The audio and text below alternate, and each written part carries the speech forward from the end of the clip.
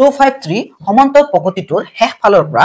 20তম পদটো ওলাব লাগে 20 নম্বৰ পদটো শেষ ফালৰ পৰা ওলাব লাগে সো আমাক প্ৰগতিটো দিছে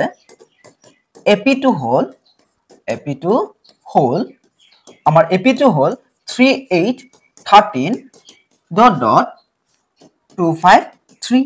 এই সমান্তৰ প্ৰগতিটোৰ শেষ ফালৰ পৰা 20 নম্বৰ পদ ওলাব লাগে অৰ্থাৎ আমি প্ৰগতিটো উলুটাই দিম দি কিনে আমি কি সিৰিয়ালি 20 নম্বৰ পদ উলিয়াই দিম AP2 উলুটাই পাও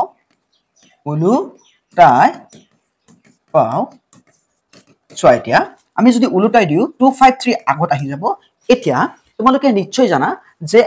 8 ৰ পৰা যদি 3 মাইনাস কৰা কিমান হ'ব 5 বা 13 ৰ পৰা যদি 8 মাইনাস কৰা কিমান হ'ব 5 মানে 8 ৰ পৰা 1 মাইনাস কৰিলে d পাম a3 ৰ পৰা a2 মাইনাস কৰিলে আমি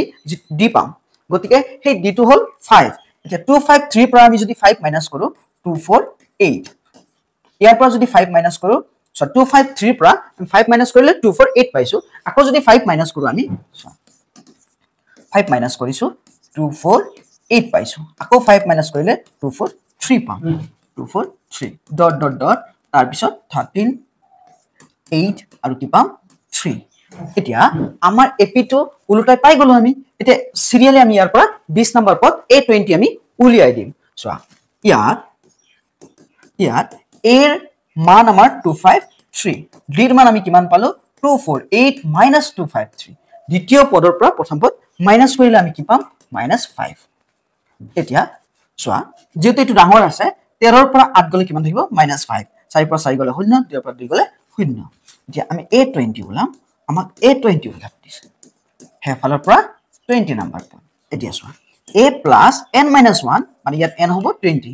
into d মানে সাধাৰণ অন্তৰ জানাই তোমালোকে a ৰ মান 253 পাইছো plus 19 d ৰ মান আমি কিমান পাইছো -5 পাইছো তে 253 minus a plus এ কি হ'ব minus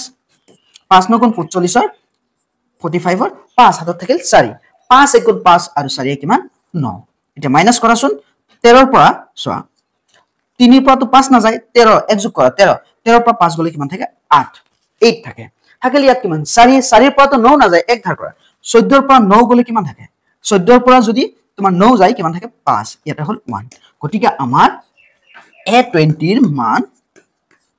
কিমান 158 অৰ্থাৎ শেষ ফালৰ পৰা